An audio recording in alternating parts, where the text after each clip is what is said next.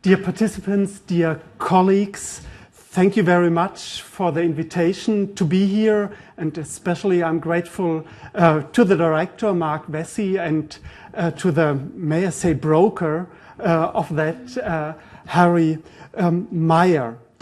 I must say that I was prepared to find here, as Harry, and I think I might say this, a non-Thai culture in the Green College, which I found, but then I thought that, I mean, they can't expect you to come naked. So in the end, I opted for this bow tie, and I hope that you apologize for that.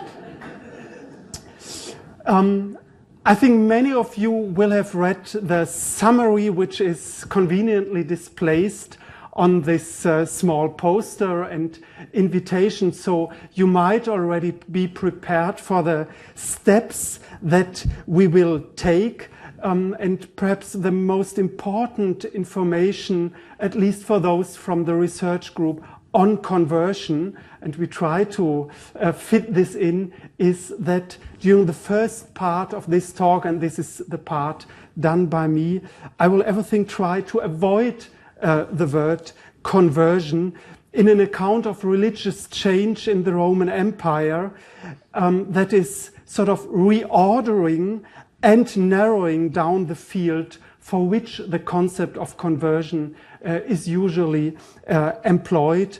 And in a second step, Cliff will sort of zero in onto this field, but also in a way then deconstruct this notion of conversion. Without any doubt, the imperial period, the 1st to 5th century, and I will apply the term late antiquity only to the 3rd to 5th century, or the period beginning in the 3rd century, and there is already an important historiographical difference to other uses, which especially in history of theology, history of the church. Let's start late antiquity already in the 1st century, and this might be one of those issues that we could discuss afterwards. So this period witnessed major changes in and regarding religion. This is detectable in the amount of legislation on religion, the presence of religion in courts, and the knowledge about individual religious preferences available in the sources, and important for some educated males' careers. Religion became important in life. That must have changed the shape of lived of everyday religion. The big question is, what did actually change? What is the process? What are the processes behind the visible symptoms? Pulling together research of the last decades in many fields within a framework which pays attention to the role of individual agents, I will try to briefly develop a model to describe and further research into religious change of the period.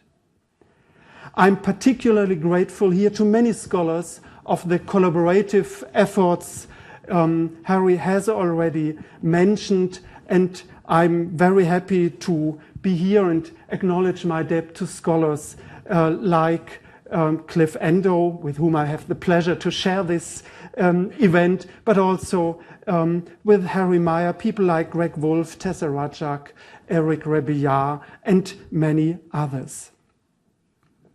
Now, before I start to give this brief sketch, let me briefly summarize what will be the result of this sketch. And this is my thesis, that what we do see, and now I use the word conversion, is not so much a conversion between religions, but a conversion of a culture into religion, or, to put it less dramatically, the rise of a phenomenon that we can call religion. But if we talk about change and rise, I think we have to start by acknowledging that hardly anything visible in this period was absolutely new. Social constellations, ritual forms, figures of thought, that all can be detected already in the Hellenistic period. And yet, its intensification, the diffusion, the combination, and finally processes of institutionalization and fixation were more than a change in quantity. Religious change was an incremental process. From the point of view of everyday religion, already pre-imperial Mediterranean religion was characterized by, first of all, a widespread personal, instrumental religion dealing with situations of individual uncertainty and risk, be it in sowing or traveling, in childbirth or illnesses, in crisis or lawsuits.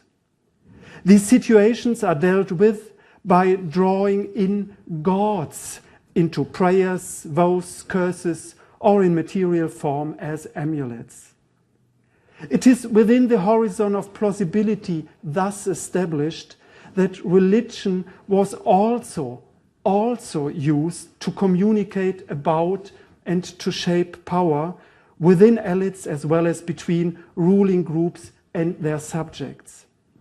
The resulting religious practices of elites were important and created their own sets of religious symbols. This was a very explicit form of religion, but only one sector. Polis religion is but one among other sectors of religious practices. It is by focusing on individuals and their experiences and only occasional groupings that we gain, this is my claim, a better look onto religious change. We can map change against this background. Religion became important, more important, in many areas of life. It became more complex in terms of elaborate religious practices and infrastructure, as the formation of religious networks and groups, by the integration of ethnographic systematization and philosophic reflection. Among the collective identities, and the plural is important, of the inhabitants of the empire, religion became more important. That is, many persons regarded themselves more frequently as members of a religious group. Please note the methodological caveat. This does neither imply the social existence of that group nor any consequences of such a feeling of belonging. There is an economic aspect to the development. Religious agents and specialists, whether they supply horoscopes, serve particular deities, or run monasteries, were ever more successful to win resources to enlarge their businesses. Welfare, care of the poor is among this spectre. Institutions grew. As a consequence, religion, and I use religion as a tool that we know about for our own time, and that is in a way grouping, putting together different phenomena in historical situations in order to create something comparable to our notion of religion. This religion developed as a social field of its own, together with specific types of religious power and authority, and you hear a bit Bourdieu lurking in the background. Consequences are visible around the Mediterranean. Also, agents in other social fields were interested to relate themselves to religious power and to accumulate religious resources. From the tetrarchs onwards, religion is a central factor of the legitimization of rulers. In the centuries to come, bishops became patrons of cities, rabbis organized the Aramaic diaspora, Islamic conquerors combined military expansion and religious message.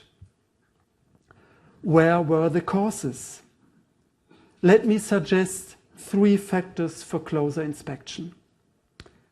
The most important factor, I suppose, is the formation of the empire itself, and here Cliff Ando is certainly much more competent than me. Allow me nevertheless a few remarks, focusing again on individuals and their intersubjective constitutions. An ancient empire was not a very large territorial state, but the systematic co-option of local and regional elites to make them collaborate in the rough coordination of administration, the formation of a common market, notwithstanding local taxes, and the centralization of disposal of military resources. Winning prestige and access to central resources and values, these elites nevertheless lost their local monopoly of power. Provincial governors and emperors offered instances of appellation which were present on coins, in statues, on buildings, and occasional benefactions. It is the intermediate level which experienced the most serious change. How was religion involved? I take religion to be defined by its relating to figures that are beyond direct individual and social control, construed as being beyond such a control, but involved with the same instances at the same time. Thus, religion must react to the more complex layers of social and political identities produced by empire. These reactions are, however, contingent. I see three different types. Religion might concentrate on the more elementary social formations of families and neighborhoods, as might have been the case in the early Chinese empire, as Greg Wolf has recently suggested. It might also concentrate on the imperial level and striving for monopoly and the quality of imperial religion. The early Islamic and Byzantine Empire might have fallen into this category. Thirdly, it could concentrate on the intermediary level and build up its own structures and networks. This seems to have been the dominant model of the Roman Empire. Despite all not only Christian rhetoric of an own ethnic identity, the political dominance of the empire is hardly ever challenged. Thus, religion was not competing with the empire on the same level, but underlying and overarching it at the same time. For good reasons. Institutional religious competition with imperial politics was harshly suppressed, for instance, in the case of Bar Kokhba. Heightened mobility accrued. Immigrants produced religious pluralism, more and more felt by all. Long-distance transport of religion, however, demands recognizability of signs used and experienced earlier. Iconographic schemes, pattern books, and circulating texts produce such recognizability in piecemeal fashion and in a fragmentary mode. Our talking of the diffusion of cults too easily backs this precarious status. Religious practices and even beliefs remain primarily local, even if they claim, and have to claim in an empire, to refer to something translocal, to something uniform, to foreign centers. Thus, Rome, Athens, Jerusalem became even more important as imaginary than as real places.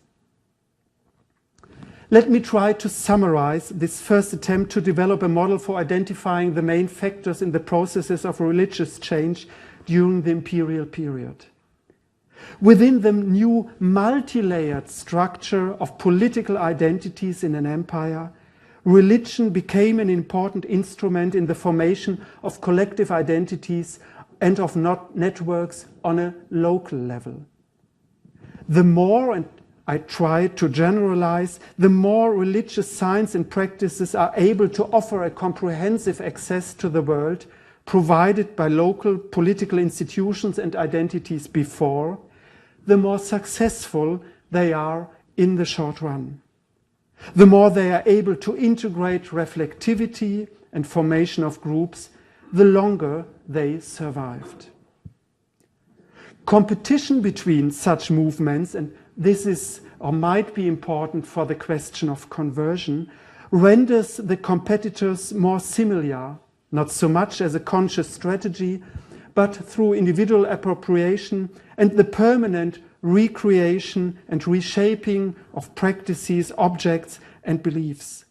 Mysteries of the emperor, theological oracles, one's own architecture, imagined or real centers as referred to before, regardless whether this happened at Rome, Alexandria, at Jerusalem, Doliche, Abunoteichos, or Claros.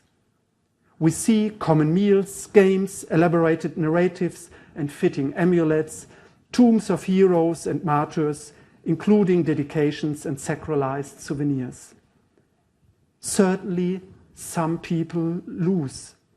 The old elites, who had bound political power to the demonstration of agrarian wealth in public sacrifices, lost the attractiveness of such rituals of the local political unit.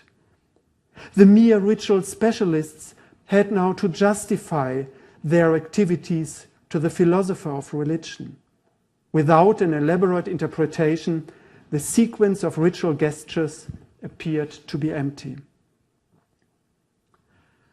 Regarding sociological reflections, my paper could stop here.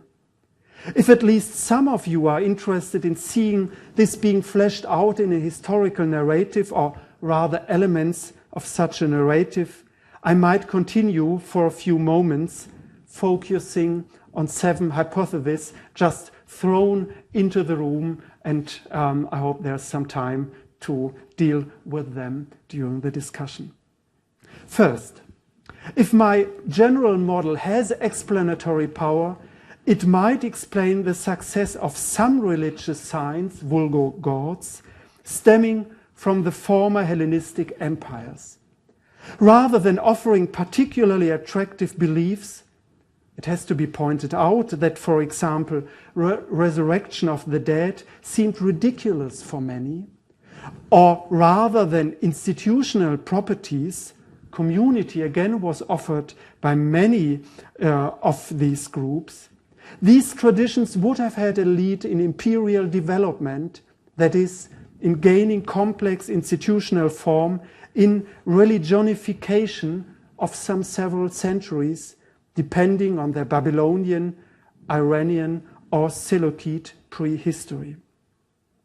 Second, Greek philosophy had developed in self-differentiation from myth and popular belief about gods and the world. At the same time, its practitioners remained in relationship to this type of thinking and talking, either in the attempt at criticism and competitive explanation, or in the attempt to give meaning to widespread social practices. Plato, Stoicism, Middle and Neoplatonism offered schemes to philosophically justify belief in and practices towards gods. Cicero and Seneca, Philo and Justin, Origenes, Iamblichus and Julian appropriated this terminology. Minucius Felix claimed the Christians to be the better philosophers in his early 3rd century Apology. Mythical narrative, however, was not driven out by that and soon enlarged by a wealth of biblical, Christ and martyrs-centered narrations. Hence, third, religious agents, less and less confined to families, political space and public sanctuary, appropriated textual strategies. They wrote interpretations of rituals, copied ancient texts, commented upon them, re-narrated them, and invented new versions and genres. The multilingual Roman Empire embraced, like the Hellenistic ones, a culture of translations. Attractive Greek texts are quickly rendered into Latin, Syriac or Egyptian, maybe into Aramaic and Arabian. Ecclesiastical Slavonic will be invented on the margins of this culture.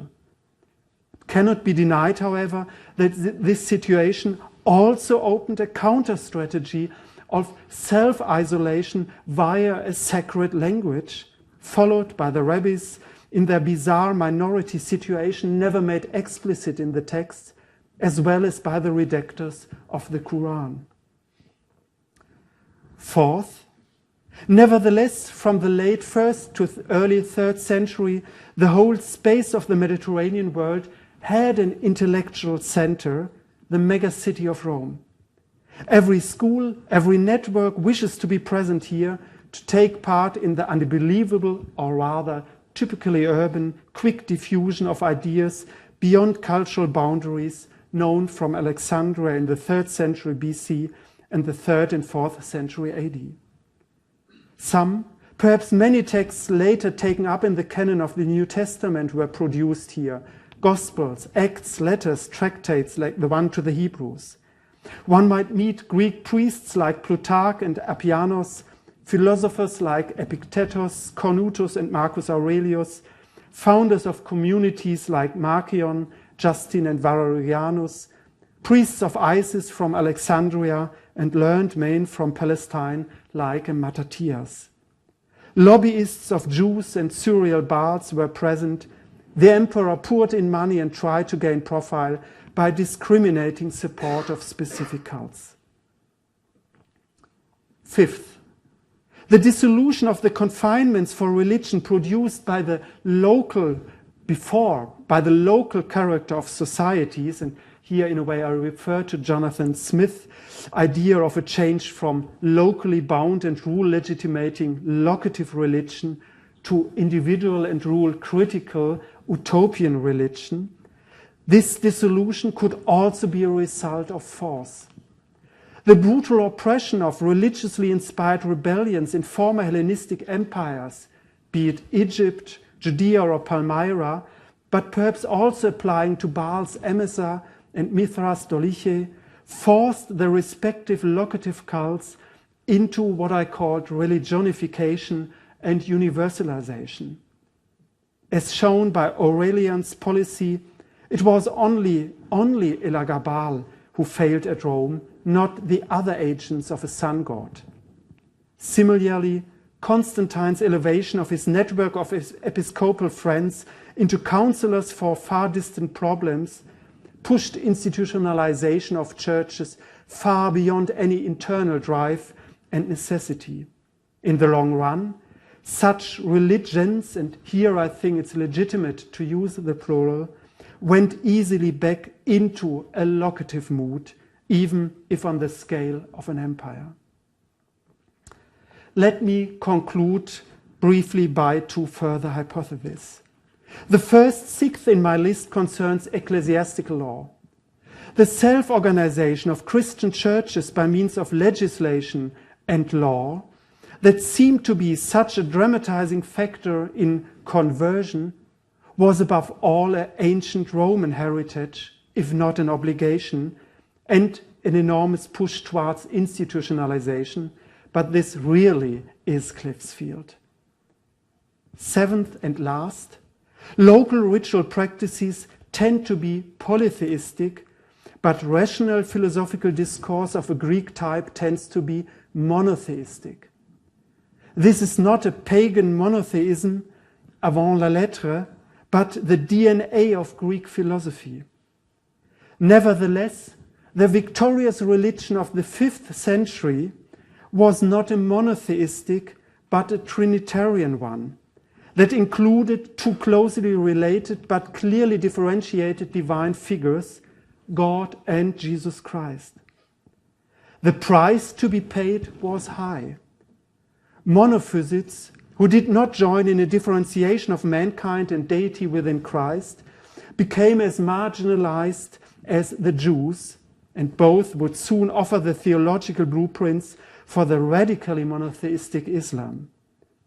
But the gain was also high.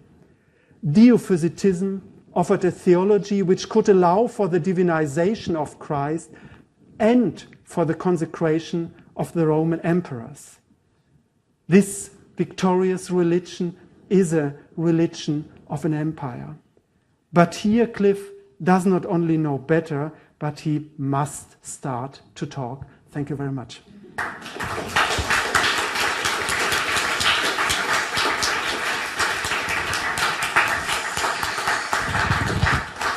So let's put this there.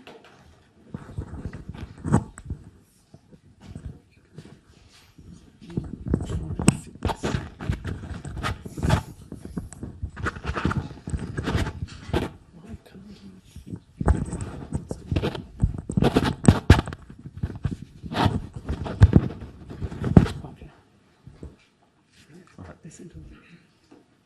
Is this far enough up? Can you hear it? Or should it be closer to mine? Like so? Yeah, okay.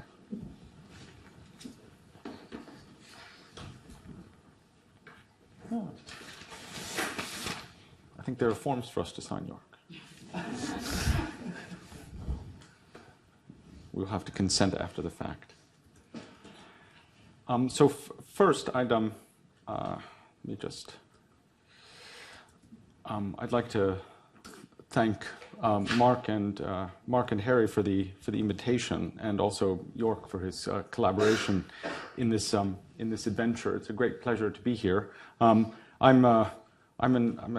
As historians go, I'm a fairly peripatetic sort. So I've written a bit about ancient politics and a bit about late antique patristic literature and a little bit about religion and a little bit about law. And that sort of life of wandering from subject to subject is really only made possible by, on the one hand, the existence of true experts, and on the other hand, or as a related matter, the existence of generous people like Jörg and Harry and Mark, who, and many others I might name, who welcome one as an outsider into various conversations. So not only would I like to thank you for your attention, but also them for their hospitality in this forum and in others. So in large measure, I don't know if you came here hoping that Jörg and I would get into some sort of fist fight over the existence of conversion and how to define it in the ancient world. In large measure, I'm going to simply seek to carry Jörg's arguments a bit further. There's not going to be, I think, a substantial disagreement between us on substantive matters, not today at least. But I want to begin, since he did not do so, by saying a few words about what we think conversion explains, or perhaps ask some questions about why some forms of religious change are today described as conversions and others are not. I want then to discuss what we might think of as the dominant model in use today. For talking about Greek and Roman religious systems, Jörg will offer a somewhat different way of accounting for ancient religion in his remarks on Thursday. He referred to this model today. It's essentially, he uses the name lived ancient religion, and I won't say any more about it. Now, what I want to, in talking about what I call the dominant model of ancient religion today, I want to talk a little bit about the light it sheds on what we might think of as the social and ideological nature of conversion as a concept.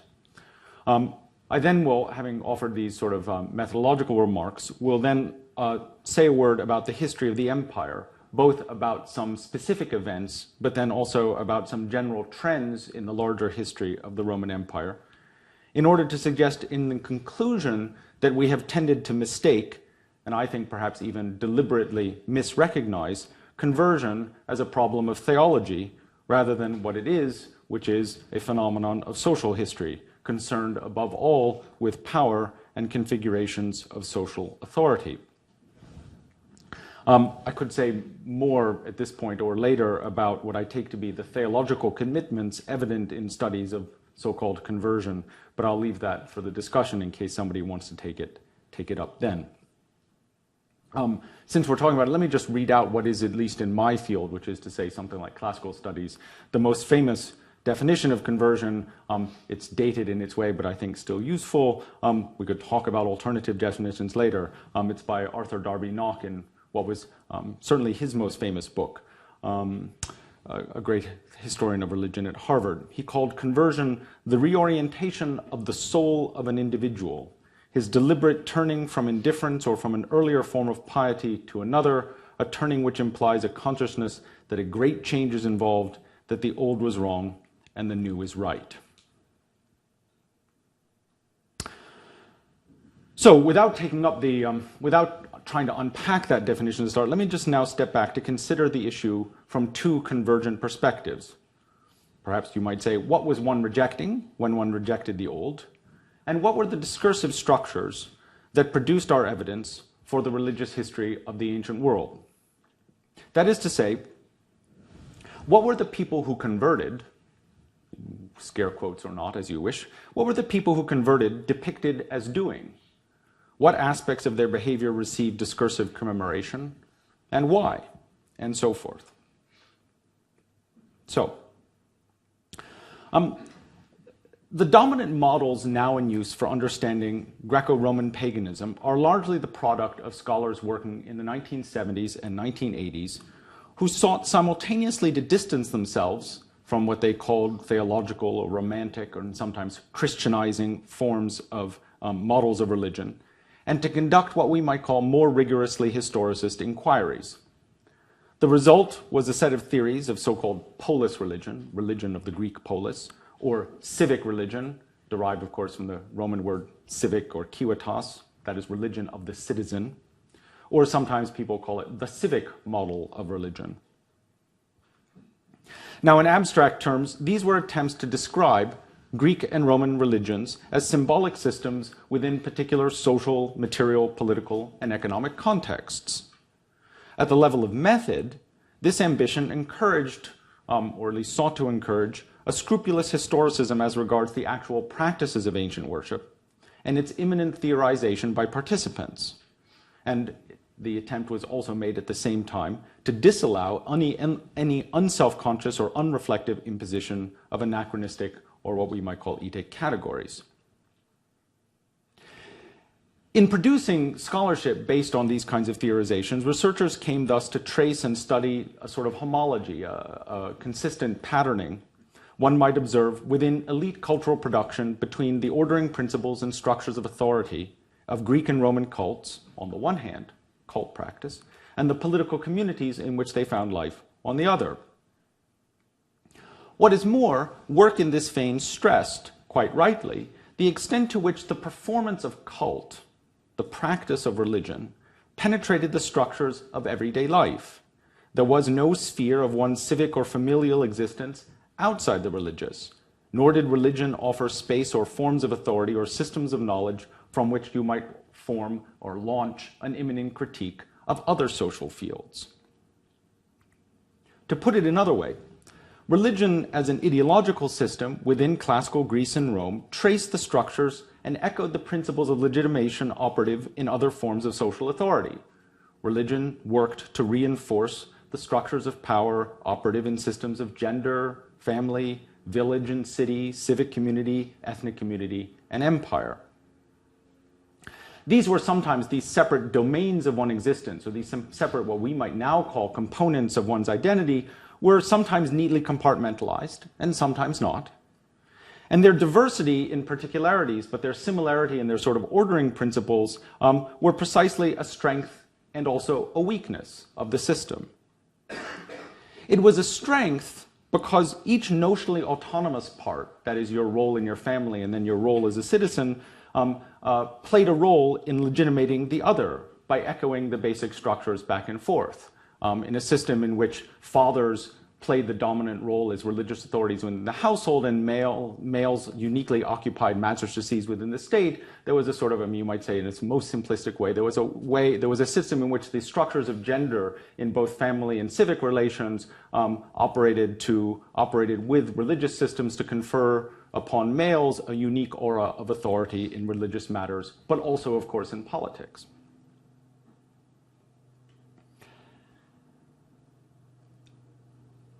Now, within this system, within which religion sort of permeated everywhere but was not defined as a separate social field in its own right, and I'll come back to that in a second, a sort of theory, you might say, was operative, in which individuals were not conceived as making, were conceived as making choices in their religious lives, all more or less regarded as legitimate in the wider culture, from which any given person constructed what we might call an ad hoc and self-satisfying bricolage in the forms of religion that they undertook, all the while it being inconceivable that a person should exist outside a family, a community, and a polity, and so forth. We'll come back to that point in a bit later. But I lay it down now as a sort of place marker. In so describing people's religious lives as always already inscribed within other forms of social life, that is, your religious life was always coterminous with some other aspect of your life, familial, social, ethnic, could be in a club, could be in your guild. We are returned by a sort of unexpected route to an old chestnut in the study of religion in the Greek and Roman world, which is to say that neither Greek nor Latin possessed a word that had the same semantic field as our word religion. They had plenty of words for what we might call the practice of or a disposition toward religion, but they had no lexical or conceptual apparatus with which to describe religion as something to which you could make commitments and those commitments would then require you to emancipate yourself from these other social fields in which you interacted. One conclusion we might draw from people who study this question, that is the non-existence of a thing called religion, or a lexeme for religion, is that in the Greek and Roman worlds, a person's affective, ethical, and indeed so-called religious commitments were always conceived of as social commitments, there being no vocabulary or conceptual apparatus available to distinguish intersubjective, that is communal, and individual aspects of what we now call religion, any more than one could actually distinguish religious from other forms of social obligation. All the terms that we now use to describe something like a disposition toward religion were also available in Greek and Latin to describe commitments that you made to other individuals. The most obvious being, of course, our term pious. In Latin, piety was simply a form of social, respect. Sorry, piety was a respect you showed for certain forms of social obligation to anyone to whom you had particular types of bonds, and those included family members and gods. And there was simply no vocabulary in Latin, none, that differentiated gods and humans as recipients of social obligation. Now, the weakness of this system, having said that this close harmony between all these aspects of life was one of the strengths of the system, the weakness of its system was precisely its interdependence. That is, this was also its major weakness, and I'll return to that problem when I close. So now I'd like to illustrate some aspects of this sort of very abstract thought by talking about two different specific problems in the study of religion in the ancient world. The first, I want to talk about the problem of elite discourse, of their inability to conceive of religion outside statal and familial contexts. Then I'm going to turn to the emergence of a distinction between what we call public religion and private religion, or at least what they called public religion and private religion, and then talk very briefly about broader trends in the history of the empire before I bring it to a close. So the first example I want to talk about is this problem of elite discourse. I'm going to focus on a specific episode, namely the suppression of the Bacchanalia, that is, a moment in the early 2nd century BCE when the Romans suppressed the cult of Dionysus in peninsular Italy in the territories under their control.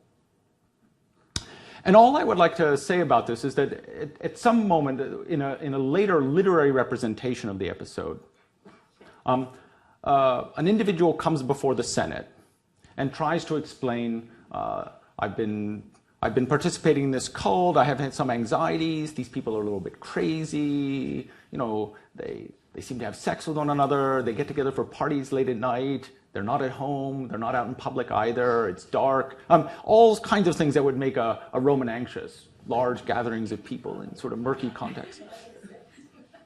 You know, sort of like this, right? There's a later moment when a Roman says that there's, gatherings of people should not take place without a legitimus rector, without a legitimate leader for the conversation, and I'm not sure that any of us quite qualifies. Perhaps York with his bow tie. So a person came before the Roman Senate and tried to explain that there's this cult and I have anxieties about it. And when the consul, the leading Roman magistrate, tried to explain why it was that the state should act against these people, he cast about for some explanation of what it was that was dangerous about a cult that existed in this form. And he said the participants constitute almost, he says, paine, an alter populus, almost another citizen body. The term populace is a legal term in Roman. It's our term people, but for them it always meant, its primary meaning was the body politic, was the citizen body. It's not just a group. These are not the people of the church. So that a non-statal cult that is also non-familial was inconceivable. It really had to be one or the other, right? It couldn't just be private, belonging to this group, at least as it's conceived in this language. And the problem I wish to present to you is that they had no alternative vocabulary with which to describe the cult. It was either going to be a public cult or presumably familial. It existed in its practice as this third thing, and that was threatening because of an inability on their part to conceive of such a cult. That is to say, I don't mean to deny that non-statal, non-family cults existed. Of course they existed. But the phenomenon of such cults can linger under-theorized for a very long time. And when it came to salience, the fact that they had no word or no way of explaining what it was threatening. Now, the second thing is revealed in the actual document. We have a copy contemporaneous with this event of the legal decree they passed to suppress the cult. And one thing is notable, and I'll come back to this as well, but one thing is notable, which is to say that what they forbade was not the worship of Dionysus itself. If you read through the specific requirements in the edict, they say things like, the participants to the cult shall not swear oaths to one another. They shall have no common fund of money, and so on. So what was in fact forbidden was not the worship of any particular god. That was not the business of the Roman government to do. Right? Rather, what was forbidden was the institutionalization of a non-civic, non-familiar form of obligation in a cultic context. These are points to which I shall return in closing. Now, the second point about the public-private distinction. The cult of Bacchus, or to use his Greek name, the cult of Dionysus was understood by the Romans as a cult that arrived in Italy with immigrants. This brings us to a sort of sociological problem, a historical sociological problem of the first order for virtually all empires, and certainly the Roman one, namely human mobility, which I'm going to reflect on now and reflect to a specific sort of theoretical problem, and then I'll turn to in its historical dimensions in a moment. Now, Rome regularly granted citizenship to outsiders. This makes it somewhat different from other empires that you might study in the broader history of the world. And in fact, Roman practice and how it granted citizenship and who it granted citizenship to underwent several sort of systematic changes over time. But in the period that we now call the Roman Republic, from let's say the years 500 to 30 BCE, Rome at one point granted citizenship systematically to whole communities at the moment of conquest, and somewhat later began granting citizenship systematically to particular categories of individuals. Now, the imposition of citizenship, that is to say that you would use citizenship as an instrument of conquest, that is, you would force your citizenship on people, is actually not much discussed in modern histories of citizenship, sort of because it sort of clashes with our post-1789 ideologies of what citizenship is. That's why the United States is going through this sort of, 30 or 40-year hand-wringing phase about whether to give citizenship away to illegal immigrants, because it's a precious thing that we wish to keep to ourselves. If we were Romans, we would find all the Mexicans in the United States and force them to become citizens. And this alternative, if you could persuade the Republicans in the United States that this would be a deeply unpleasant thing to do, they might buy into this program. But I don't think it's likely. Anyhow, it's at least a possibility. But this is what the Romans did. What I want to do now is talk very briefly about the consequences of doing so within the history of religion. Because what it brought about, right, in a pre-modern regime, without, for example, a state system of education and all that implies about the creation of a national system or a national culture, what imposing citizenship on people did, or even giving it away, was to bring people in and to create a citizen body of something like increasing internal heterogeneity. Now, this internal heterogeneity of the citizenship body, all empires are heterogeneous, because you conquer people who are not like yourself. But it's one thing to conquer people who are not like yourself. It's another thing to immediately make them legally the same as yourself. Because they might be legally the same, but we know they're not really the same. And the question is, how do we deal with that? In particular in the domain of religion.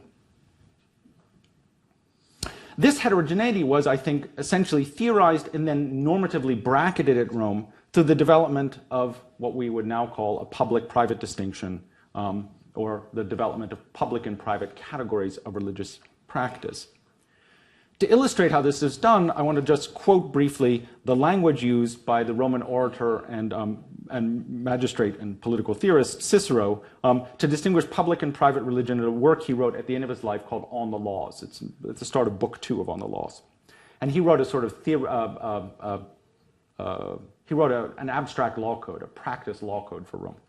And the first two laws run like this. Let no one have God separately, either new or foreign, unless they have been recognized publicly. That's one. And two, let them worship in private those whose worship has been duly handed down by their ancestors. So latent in these clauses, in these two clauses, are potential ruptures at two levels, which they try now to contain. So they recognize the existence of a problem, and then they try to suppress it. In the first one, when it says have God separately unless they've been recognized publicly, it seems clear that what Cicero is worried about is the practice of people holding magistracies with public power, inviting new gods into the city and potentially binding the entire citizen body. Hence, recognized publicly is try to prevent individual magisterial action from binding the whole people unless the people vote on it. That's one. It's probably what's going on. In the second clause, as I say, the Roman community regularly acquired new citizens, and those immigrants would come with gods. For them, that is for immigrants, new citizens, that which was handed down by their ancestors would be, for old Roman citizens, foreign and new. So that which would, the one category of normatively valued things, that which is handed down by your ancestors, would be in clash, would also be something which is foreign and new, and therefore troubling. Now, setting aside actually how you would put this into practice, you can see how classifying all of these forms of religious practice as private might serve as a kind of firewall between notionally separate spheres of religious obligation. We have the communal, which everyone gets together and votes upon. We don't need to go into the mechanics of whether that actually happened. And then we have this other category, the private or familial. So we preserve the public as shared, and we bracket the private as simply of no concern to those outside those who receive the commitment as binding. There are people for whom this God should be worshipped because it was the God of your ancestors, and it simply concerns no one else because it's private. The sheer staggering diversity of private cult thus existed for the state as a purely theoretical problem. We know there are 10 private cults, but because they're bracketed as private, it actually doesn't even matter if they're 10 or 100 or 1,000 or 10,000 private cults. They've all simply been bracketed away as of no concern to the state. Their actuality is simply beyond state interest.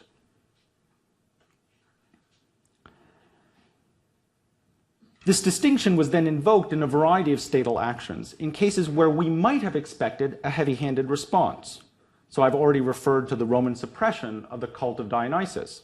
There are other instances in Roman sort of religious legislation in which the Romans took a quite different form of action.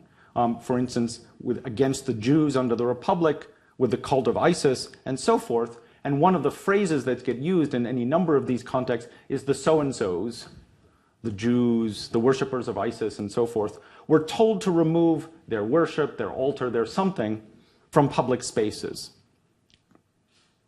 That is to say, right, again in this context, note that they were not told you may not worship Yahweh and you may not worship Isis. What was at issue was not what we might call a problem of theology, but a juridical distinction, which was essentially resolved by translating the whole problem into one of what we call topography. Spaces that were owned by the people were public, and forms of worship that were not publicly authorized could be ordered to be removed from public spaces. Once outside those spaces, those forms of worship were private and more or less bracketed from state concern. This is a highly imperial form of religious toleration. Let me just say very quickly, because I should wrap up fairly soon, let me just say quickly about human mobility. Jörg has already hinted at this problem. What I wanted to emphasize was the extent to which human mobility and the extension of citizenship helped to bring into being in the High Roman Empire a set of communities that were internally vastly more heterogeneous than anything that had existed before. And the reason this is a problem, and I'll just leave it there. I take it you can understand that if you start having lots of immigrants wandering around, that you have more heterogeneous communities. The reason this is a problem at Rome is because the set of terms that they use to describe the discrete populations of the empire, terms like populus and civitas, essentially work to suppress any recognition of that internal heterogeneity. So the term civitas, which has as its primary meaning the abstraction from civis, so it means citizenship, is also, as a matter of what in English we call metonymy, a word that is used to describe a city or a citizen body and actually the territory that that population inhabits. And you could say the same thing about populus. It can mean just a group of people, but its primary meaning is a legally constituted people, right? A citizen body. In all of these terms, and I could illustrate this by citing some text, but I'll just let it go at this. All of these terms operate in a variety of normative discourses at Rome to describe the landscape of the empire. That if you asked a Rome to describe the landscape of I don't know, of Italy, or if you were to ask one of them to describe the landscape of Canada, he would say, well, there's the civitas of British Columbia, and it sits next to the next civitas, and it sits next to the next civitas. Now, if what you were talking about was provinces, that would be fine, because the word province, in Latin, or for that matter in English, implies nothing about the juridical or cultural or ethnic identity of the constituent population. But the term civitas, as I have said, because it derives from citizenship, to describe the landscape of the empire as divided civitas by civitas by civitas, is to make a legal claim. There are jurisdictions, civitas, civitas, civitas. It is also to say that we conceive of the landscape of the empire through cities, city, city, city. But it is also to make a claim that the population of the empire, we have a group of citizen body here, and a citizen body here, and a citizen body here. And then you can see that if this is how you conceive of the broader landscape of the empire, this conceptual apparatus doesn't really allow you to conceive of the fact that there are in any one of these civitates a large and growing number of essentially internal migrants with the empire who don't have local citizenship and who exist essentially as, well, I don't know, landed immigrants, for lack of a better term. Okay? So,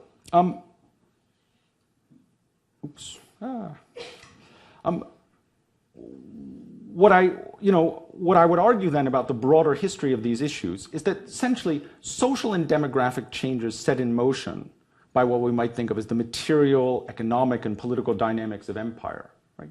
The empire establishing a Mediterranean-wide political power with a single set of political and juridical authorities promoted increased trade, human mobility, and so forth.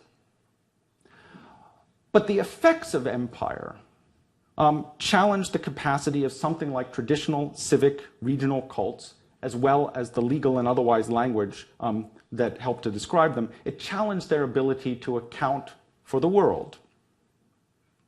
In particular, I'd like to suggest that over the long term, the workings of imperial government in promoting greater mobility and separating communities one from another in terms of, by describing them essentially as civitas by civitas, effectively worked to atomize a whole wide range of individuals within the empire from their immediate political and social context.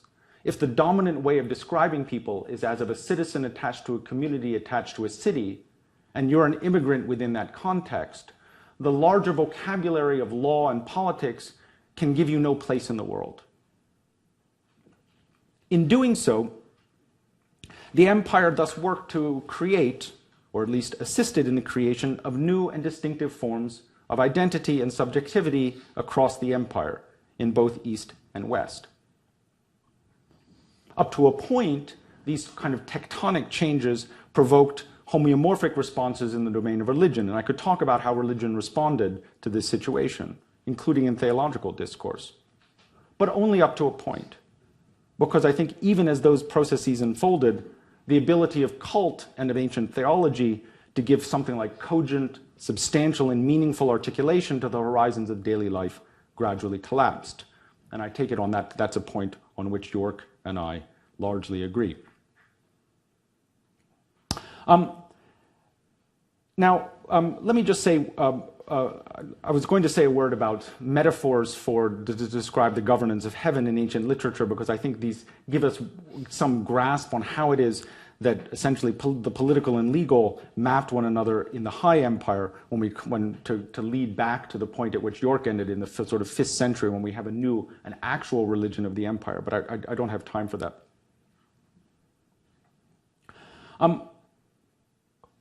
So let me just conclude then.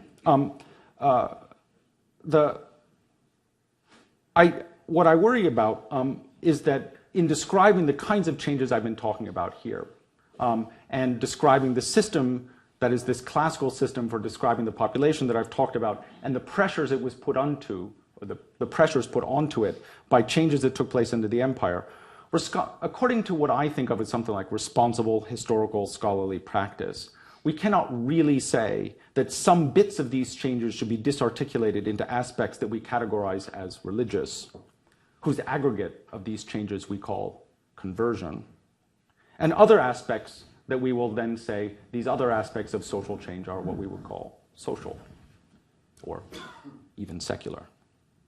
And I say this for 2 reasons. First, with exceedingly rare exceptions, religious conflict in ancient texts is always social conflict. Those who decide the old was wrong and the new is right are depicted in conflict with social authorities to whom they no longer yield. Conversion is almost never described in ancient texts as somebody just saying, I'm going to choose a new god and leave the old one. Rather, narrative descriptions of conversion show daughters rejecting fathers, wives rejecting husbands, and so forth. People spitting on magistrates and things like this. Religion is systematically advanced. That is, in this new mode, right? Religion is now systematically advanced, not, to return to the point at which I began, as an ideological system that supports contemporary existing distributions of wealth and power, but to challenge them. That is, if you were to read the martyrdom of Perpetua and Felicitas or any of the 3rd century martyr acts, when people spit on magistrates or yell at their fathers or try to get rid of their babies and so forth, what they are doing when they talk about religion is challenging pre-existing forms of social authority that dominate their lives. To describe those texts as if the people in them were making a choice about which God to worship is not only a motivated choice by those who conduct themselves essentially as Christian theologians, but frankly, it's false to the dynamics of conflicts as these are represented in the evidence. None of these people who are represented as converting are just merely making a choice about gods.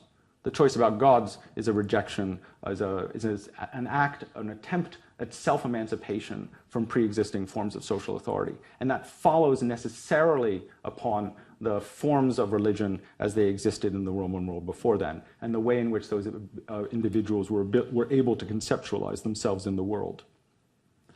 And second, the second reason I reject the language of conversion, at least as it's often employed, is that the language used by those contemporaries to describe these changes was overwhelmingly the language of law and citizenship. The classical and late antique worlds, and this is a problem I shall come back to in some detail on Thursday to try and prove this. So I'll leave you now with a claim that will only be proved on Thursday. The classical and late antique worlds never developed a consistent vocabulary to describe religious affiliation apart from the language of political belonging.